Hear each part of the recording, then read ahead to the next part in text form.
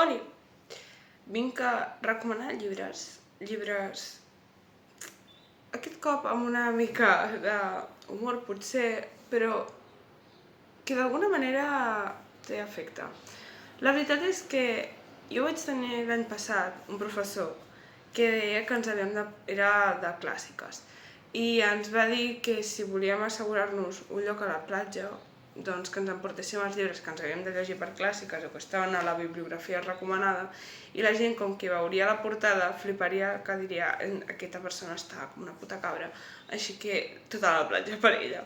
I clar, ens ho deia, per exemple, amb Vides paral·leles, amb els llibres de Glauco, amb, jo què sé, l'antologia de poetes grecs, coses així.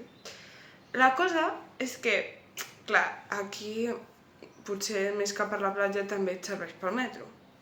I, curiosament, a mi m'ha passat amb un d'aquests llibres, que és que m'han deixat seure. No sé si per mi o pel llibre, però és veritat. I vinc a recomanar 3 que jo me'ls he llegit i que més o menys m'hagin agradat o no. Si la teva intenció és seure, et deixaran. I si la teva intenció és que la gent et miri con aires de misterio, doncs també.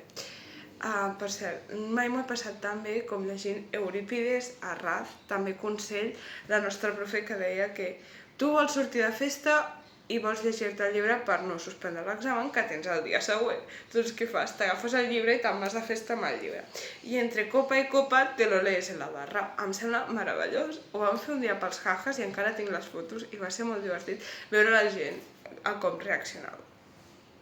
Per tant, si tu mai vols anar de festa o vols, jo què sé, anar al metro i que et deixin seure, te pots llegir.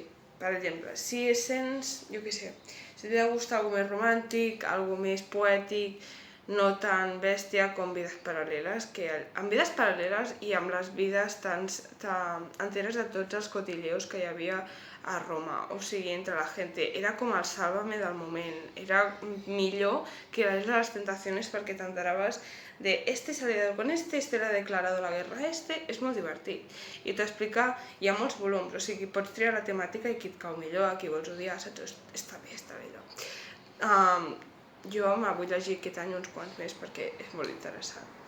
Però, per exemple, si tu dius Ovidi, el de les metamorfosis, és molt xulo i a sobre t'estàs fent un repasito per tots els mites, t'ajudarà després a comprendre altres lectures. Jo crec que com a introducció a la matèria, de puta mare aquest llibre.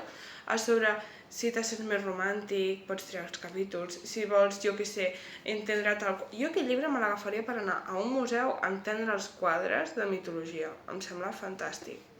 Després, què dius? És que jo avui tinc aventures, però també vull una part més romàntica i vull que sigui invers, perquè jo què sé, vull que sigui prosa, vull que sigui la novel·la de la meva vida, la Ilíada.